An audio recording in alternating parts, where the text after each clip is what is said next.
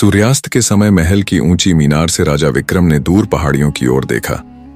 युद्ध खत्म हो चुका था, शत्रु मारा गया था, पर जीत की खुशी उनके चेहरे पर नहीं थी। उनके मन में कुछ टूट चुका था, भरोसा। 3 महीने पहले उन्होंने अपने सबसे प्रिय सेनापति और बचपन के मित्र युवराज अर्जुन को राज्य की रक्षा के लिए सीमाओं पर भेजा था, लेकिन तभी खबर आई अर्जुन ने शत्रु से मिलकर गद्दारी की है। विक्रम ने रोते हुए उसे बंदी बनाने का आदेश दिया।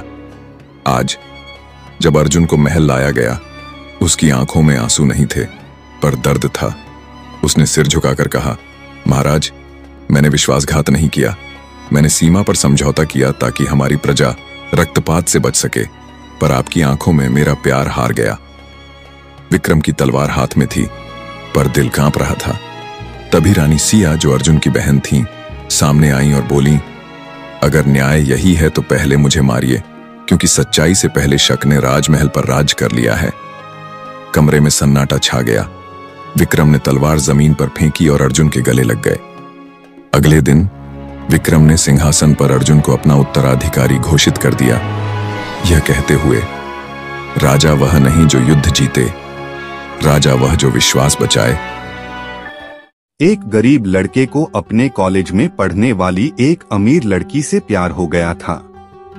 एक दिन उसने अपने दिल की बात उस लड़की को बताने का फैसला किया और लड़की के पास पहुंचा। उसे पता नहीं था कि उस लड़की को पैसों का बहुत घमंड है और गरीबों को वह नीची निगाह से देखती है।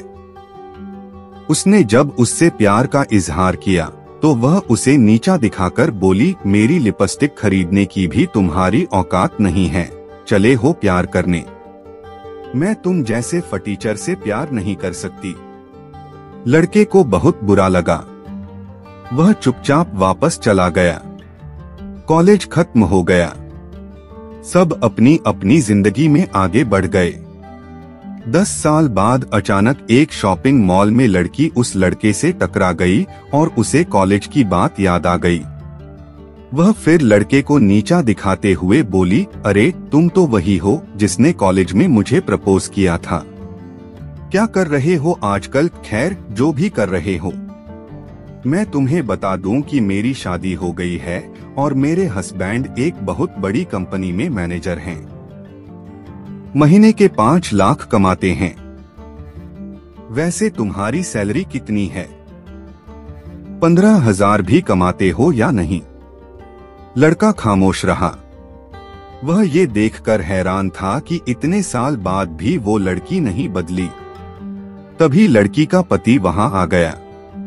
लड़की अपने पति के हाथों में हाथ डालकर घमंड से इठलाते हुए बोली, ये हैं मेरे हस्बैंड जिनके बारे में मैं तुम्हें बता रही थी। फिर वह अपने पति से बोली, डियर, ये हैं। उसका पति उसे टोक कर बोला, मैं इन्हें अच्छी तरह जानता हूँ। मैं जिस कंपनी में काम करता हूँ, ये उस कंपनी के मालिक है। कई बिजनेस हैं इनके और ये जो शॉपिंग मॉल है ना, ये भी इनका है। लड़की का मुंह खुला का खुला रह गया। उसके पति ने पूछा, तुम कैसे जानती हो सर को? हम एक ही कॉलेज में थे, लड़की धीरे से बोली। अरे तब तो तुम उस घमंडी लड़की को जरूर जानती होगी जिसने सर की गरीबी के कारण इनका प्यार ठुकरा दिया था और बहुत बेइज्जत किया था। सर ने उसी दिन ठान लिया था कि जिंदगी में एक बहुत बड़ा मकाम हासिल करना है। आज वो लड़की सर को देखेगी तो जरूर पछताएगी। लड़की शर्म से पानी पानी हो रही थी। लड़का मुस्कुरा रहा था। लड़की ने अपने शब्दों से उसे नीचा दिखाना चाहा था, मगर वह अपनी मेहनत से इतना ऊंचा उठ गया था कि अब लड़की खामोश हो चुकी थी। जब सफलता शोर मचाती है तो वो सारी आवाजें खामोश हो जाती हैं जो अब तक नश्तर बनकर आपको चुभा करती थीं। गुरुकुल में शिक्षा प्राप्त कर रहे एक शिष्य को अपने पिता का संदेश मिला। पिता ने उसे घर बुलाया था। बिना देर किए शिष्य गुरु के पास गया और उनसे घर जाने की अनुमति मांगी। गुरु द्वारा अनुमति दे दी गई और अगले दिन शिष्य घर की ओर निकल पड़ा। वह पैदल चला जा रहा था। गर्मी के दिन थे। रास्ते में उसे प्यास लग आई। वह पानी का स्रोत ढूंढते हुए आगे बढ़ने लगा। रास्ते के एक किनारे उसे एक कुआं दिखाई पड़ा। उसने कुएं से पानी निकाला और अपनी प्यास बुझाई। उस कुएं का पानी शीतल और मीठा था।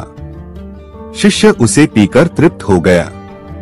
वह आगे बढ़ने को हुआ ही था कि उसके मन में विचार आया, इतना मीठा जल मैंने आज तक कभी नहीं पिया। मुझे गुरुजी के लिए यह जल ले जाना चाहिए। वह भी तो इस मीठे जल का पान करके देखें।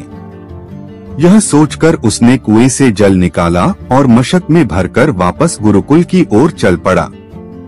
गुरुकुल में उसे देख गुरुजी ने चकित होकर पूछा, वत्स, तुम इतनी जल्दी लौट आए?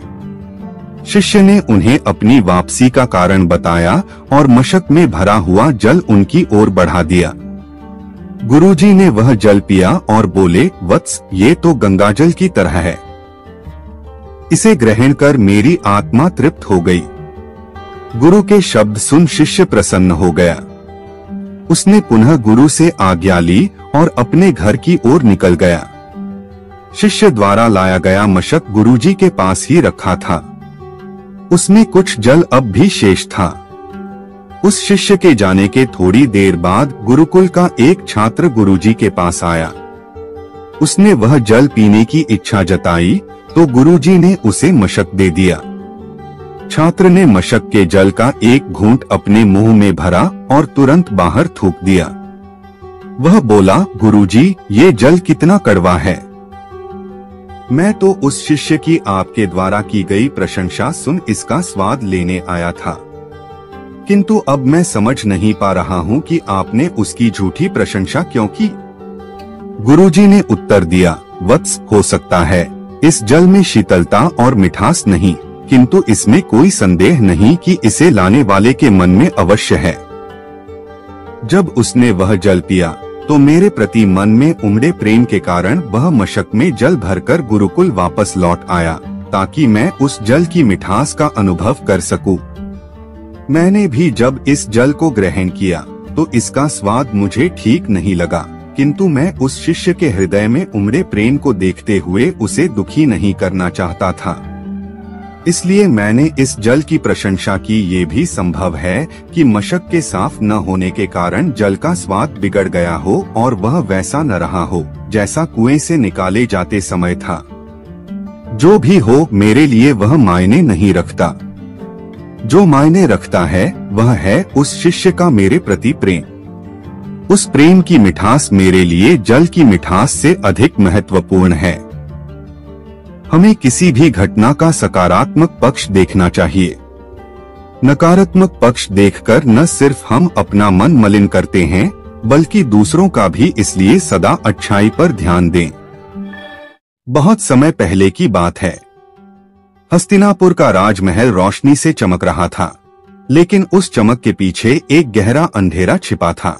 यह अंधेरा था लालच, ईर्ष्या और अहंकार का। कुरु वंश के दो प्रमुख वारिस थे, पांडव और कौरव। पांडव शांत, धर्मप्रिय और जनप्रिय थे। कौरव, खासकर दुर्योधन, सत्ता के भूखे थे। एक दिन दुर्योधन ने एक चाल चली। उसने पांडवों को जुए के खेल में बुलाया। शर्त ये थी कि जो हारेगा वो अपना सब कुछ हार जाएगा, यहाँ तक कि अपने रिश्ते भी। युधिष्ठिर, जो धर्मराज कहलाते थे, जुए में बैठ गए। एक एक करके उन्होंने अपना राज्य, अपने भाई और यहाँ तक कि अपनी पत्नी द्रौपदी को भी हार दिया। सभा में जब द्रौपदी को घसीट कर लाया गया तो कोई कुछ न बोला। एक रानी, एक औरत, खुले बालों में, आंसू भरी आंखों से सबको देख रही थी, लेकिन वहां न्याय मौन था। द्रौपदी ने कृष्ण को पुकारा और वहीं से महाभारत की नींव रखी गई। वर्षों का वनवास, अग्नि जैसी कठिनाइयां और अंत में आया कुरुक्षेत्र का युद्ध। यह युद्ध सिर्फ दो परिवारों का नहीं था, यह धर्म और अधर्म का संग्राम था। भाई भाई आमने सामने थे, रिश्ते टूट चुके थे। कृष्ण ने अर्जुन को गीता का उपदेश दिया, जो होना है वो होगा, लेकिन अपने कर्तव्य से पीछे मत हटो। यही वो वाक्य था जिसने अर्जुन को हिम्मत दी और युद्ध की शुरुआत हुई। 18 दिन चले इस युद्ध में लाखों लोग मारे गए। अंत में पांडव जीते, लेकिन उस जीत में कोई खुशी नहीं थी। सभी रिश्ते, सभी अपने पीछे छूट चुके थे। महाभारत सिर्फ एक युद्ध नहीं था, यह एक सीख है कि जब लालच, घमंड और अन्याय बढ़ जाता है तो विनाश तय है। और जब कोई द्रौपदी अपने अपमान के खिलाफ खड़ी होती है तो पूरी व्यवस्था हिल जाती है। बहुत समय पहले की बात है। एक घने जंगल में एक तोता अपने 2 बच्चों के साथ रहता है। उनका जीवन खुशी खुशी बीत रहा था। एक दिन जंगल से गुजरते एक शिकारी की दृष्टि तोते के बच्चों की खूबसूरत जोड़ी पर पड़ी। उसने सोचा कि राजा को देने के लिए ये तोते बहुत सुंदर उपहार है। वह उन तोतों को पकड़कर राजा के पास ले गया। जब उसने वे तोते राजा को उपहार स्वरूप दिए तो राजा बहुत खुश हुआ और शिकारी को उसने 100 सोने के सिक्के इनाम में दिए। राजमहल में लाए जाने के बाद तोते सबके आकर्षण का केंद्र बन गए। उन्हें सोने के पिंजरे में रखवाया गया। हर समय सेवक उनके आगे पीछे दौड़ते रहते। नाना प्रकार के ताजे फल उन्हें खिलाए जाते। राजा उनसे बहुत प्रेम करता था। राजकुमार भी सुबह शाम उनके पास आकर खेला करता था। ऐसा जीवन पाकर दोनों तोते बहुत खुश थे। एक दिन छोटा तोता बड़े तोते से बोला, भाई, हम कितने खुशनसीब हैं जो इस राजमहल में लाए गए और ऐसा आरामदायक जीवन पा सके। यहाँ हर कोई हमसे कितना प्यार करता है, हमारा कितना ख्याल रखता है। हाँ भाई, यहाँ हमारी जरूरत की हर चीज बिना मेहनत के हमें मिल जाती है। हमारा जीवन पहले से अधिक आरामदायक हो गया है। सबसे अच्छी बात यह है कि यहाँ हमें हर किसी से प्रेम मिलता है।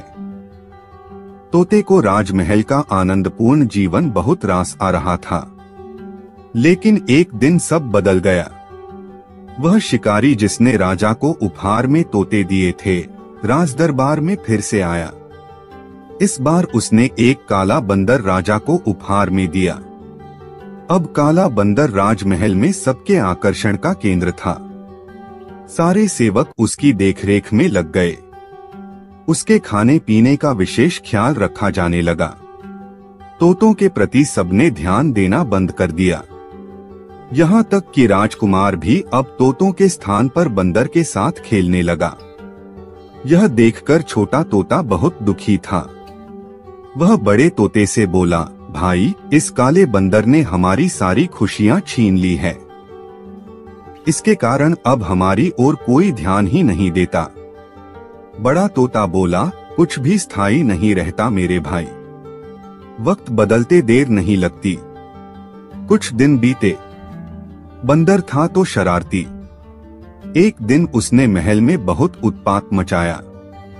सेवकों को बहुत तंग किया। राजकुमार भी उसकी हरकत से डर गया। राजा को जब बंदर की कारस्तानी पता चली तो उसने उसे जंगल में छोड़ आने का आदेश दे दिया। आदेश का पालन कर बंदर को जंगल में छोड़ दिया गया। उस दिन के बाद से तोते फिर से महल में सबके आकर्षण का केंद्र बन गए। अब छोटा तोता बहुत खुश था। वह बड़े तोते से बोला, हमारे दिन फिर से वापस आ गए भाई। बड़ा तोता बोला, याद रखो मेरे भाई, समय कभी एक जैसा नहीं रहता। इसलिए जब समय साथ न दे तो दुखी नहीं होना चाहिए। बुरा समय है तो अच्छा समय भी आएगा। छोटे तोते को बड़े तोते की बात समझ में आ गई और उसने तय किया कि बुरे वक्त में वह धैर्य बनाकर रखेगा। कोई भी चीज स्थायी नहीं रहती। समय के साथ हर चीज बदलती है। इसलिए मुश्किल समय में धैर्य बनाकर रखें।